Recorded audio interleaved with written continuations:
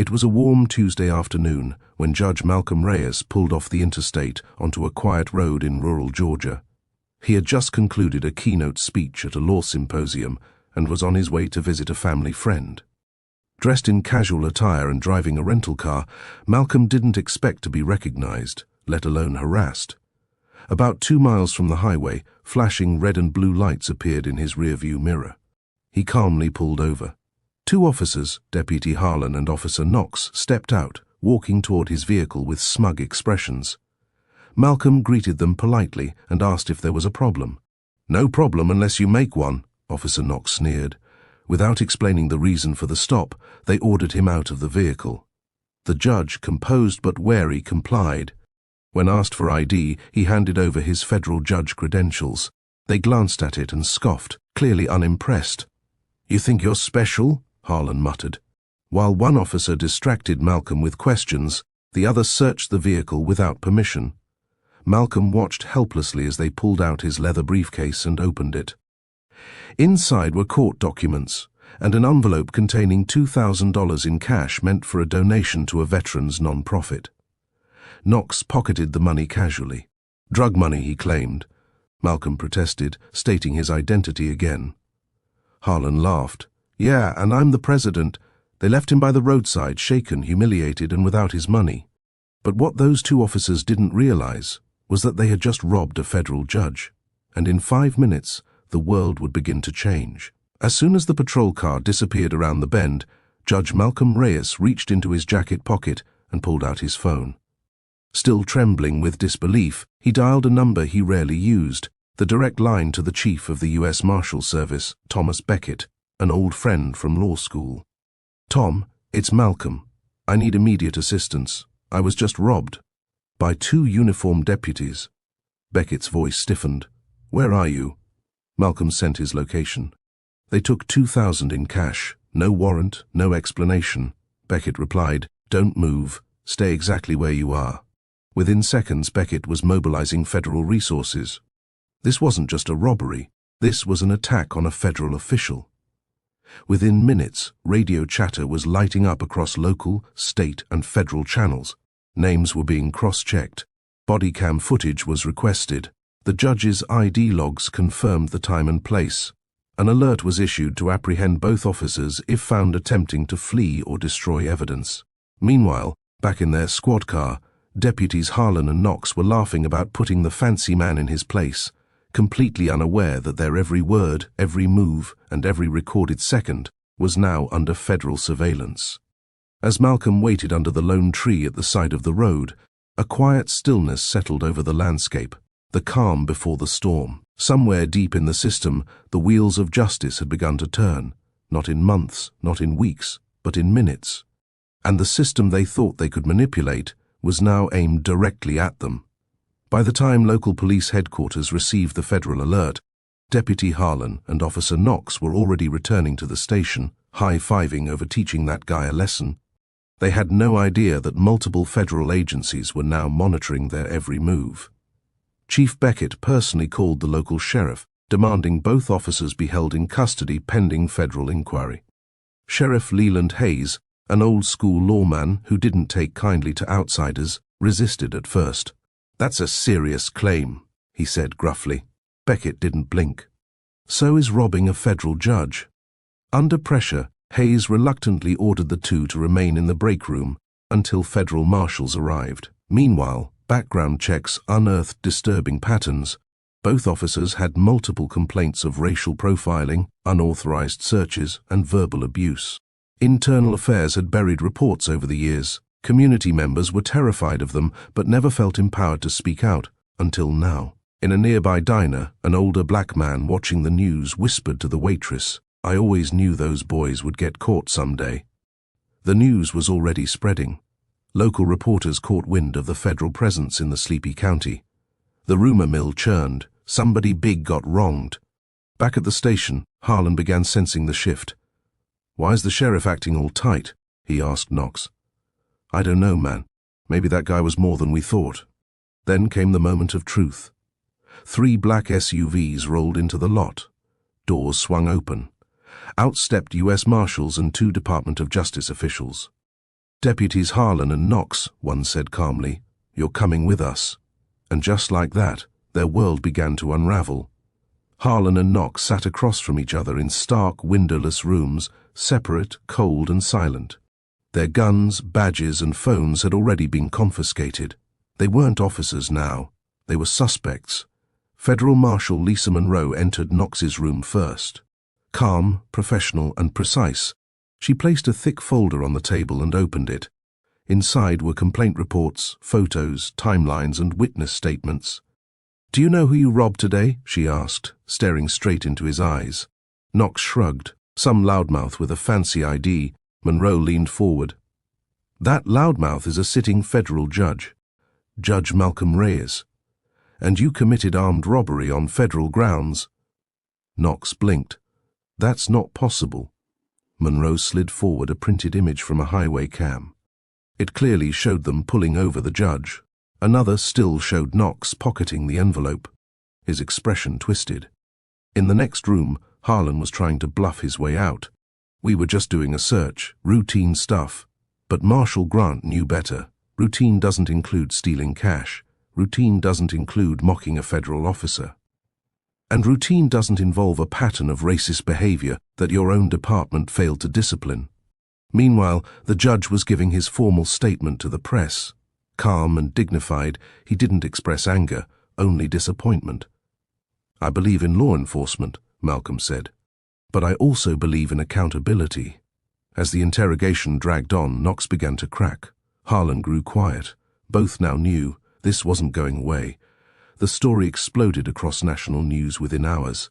"Federal judge robbed by local deputies" blared across every headline. Major news outlets, civil rights leaders, and political figures demanded swift justice.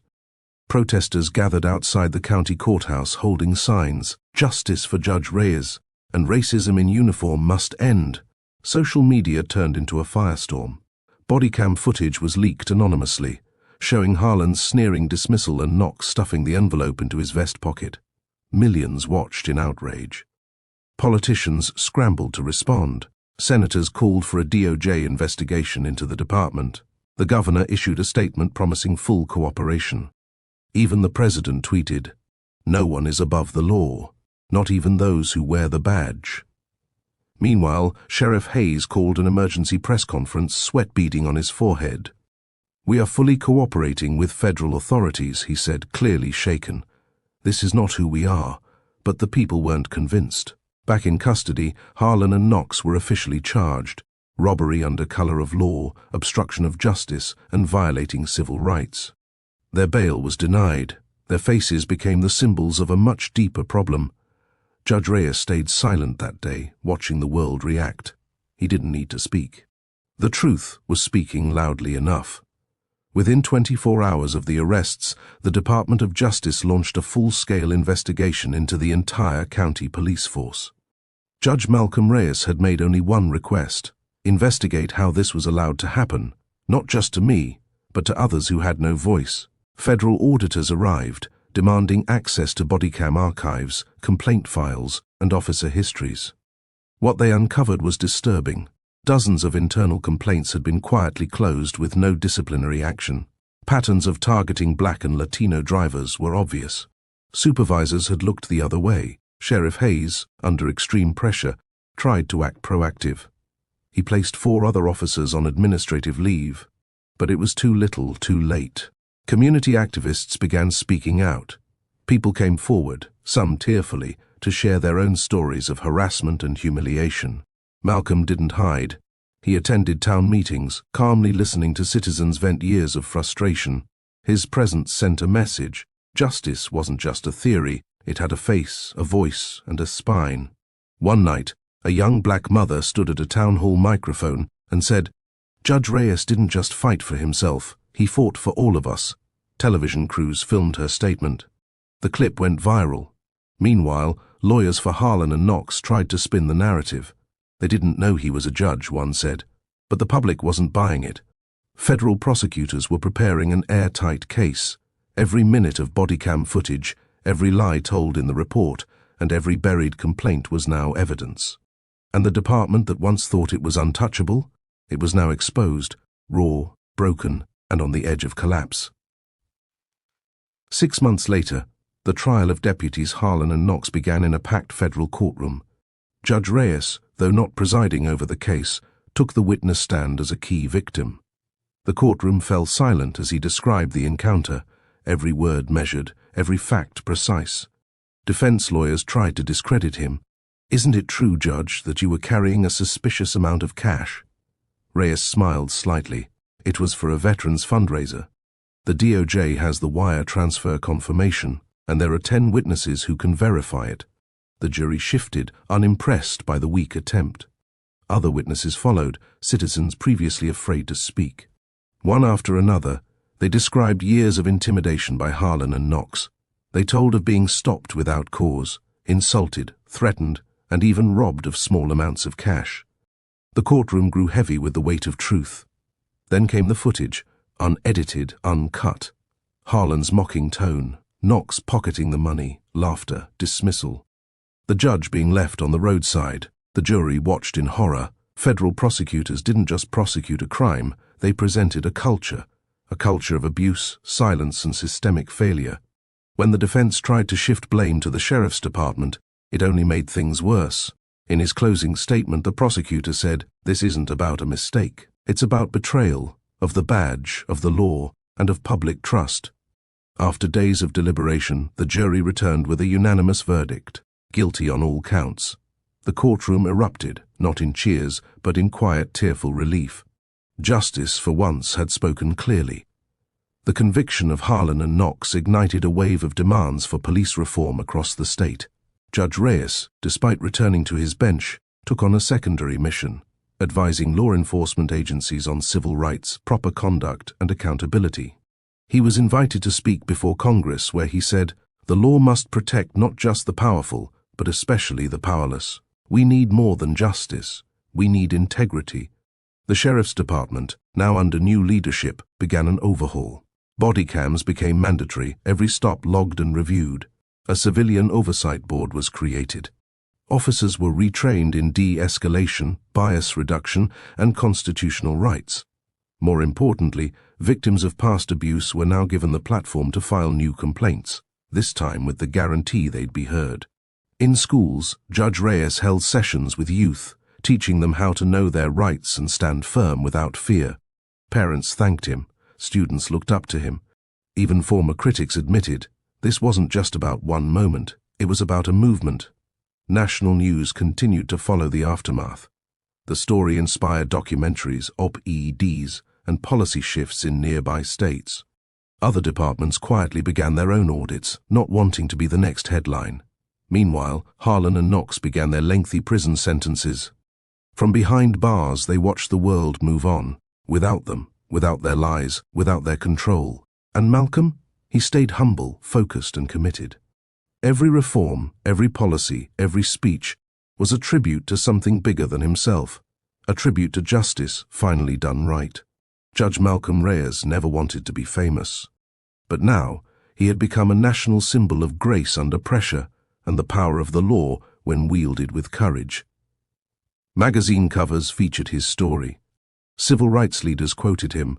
He was offered book deals, film adaptations, even a spot on a major judicial reform panel. He declined most of it. "I'm not here for fame," he told one reporter. "I'm here to make sure no one else has to go through what I did." Still, he allowed a biography to be published, not about him, but about the system that failed and the people who rose to challenge it. Titled 5 Minutes That Changed Everything, the book became a bestseller. Schools began teaching his case as a lesson in law, race, and redemption. Law students studied it to understand not just what went wrong, but how to fix it. And every year on the anniversary of that fateful day, Judge Reyes visited the same stretch of road where it all began. He planted a small American flag there, silent but powerful. One year, a little girl approached him during the visit. "My brother wants to be a cop," she said. "He says he wants to be one of the good ones, like the ones who helped you." Reyes knelt and smiled. "Tell him we need more like that." And as the sun dipped below the horizon, the road that once bore injustice now bore a legacy of change. Years passed, but the ripple effects of that single 5-minute encounter never stopped spreading. Across the nation, departments changed, laws were updated. Judges, officers, and citizens alike remembered what happened when two rogue cops underestimated justice. Judge Malcolm Reyes eventually retired, but not into silence. He became an educator, a guest lecturer, and a mentor to young lawyers and public servants. He created a scholarship fund for minority law students, named after victims of police abuse who never got their day in court. His courtroom days were behind him, but his influence was just beginning. One day, during a televised roundtable on justice reform, a young law graduate asked him, "What would you say to the officers if they were sitting here today?" Malcolm paused, thoughtful. "I'd say thank you." The room fell silent, because their injustice lit a fire that burned through darkness. It woke people up, it forced systems to evolve, and because of that, thousands are safer now than they were before. It wasn't forgiveness, it was perspective, and perhaps that's what the world needed most, not just justice, not just reform, but vision. The story of Harlan and Knox became a case study. The story of Judge Malcolm Reyes became a legacy, and the story of that quiet roadside robbery became a turning point in history, proof that even in 5 minutes, the truth can rise, the guilty can fall, and the world can change.